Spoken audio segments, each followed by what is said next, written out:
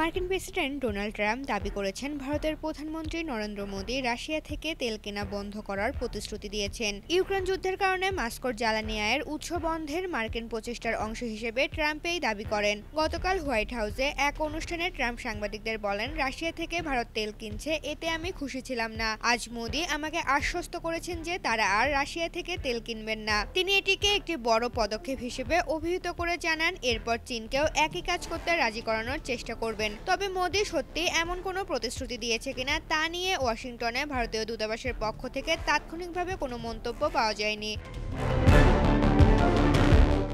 বর্তমানে রাশিয়া ভারতের প্রধান তেল সরবরাহকারী। গত সেপ্টেম্বরে দেশটি ভারতের মোট তেল আমদানির প্রায় 1/3 অর্থাৎ 16,20,000 ব্যারেল তেল সরবরাহ করেছে। আন্তর্জাতিক চাপ সত্ত্বেও ভারতীয় কর্মকর্তারা দেশের জ্বালানি নিরাপত্তার জন্য এই কেনাকাটাকে অপরিহার্য বলে আখ্যা করে আসছিল। ভারত যদি এই আমদানি বন্ধ করে তবে তা মস্কোর অন্যতম বৃহৎ ক্রেতার নীতিতে এক গুরুত্বপূর্ণ পরিবর্তন আনবে এবং অন্যান্য দেশকেও রুশ তেল কেনা পুনর্বিবেচনা করতে প্রভাবিত করতে পারে।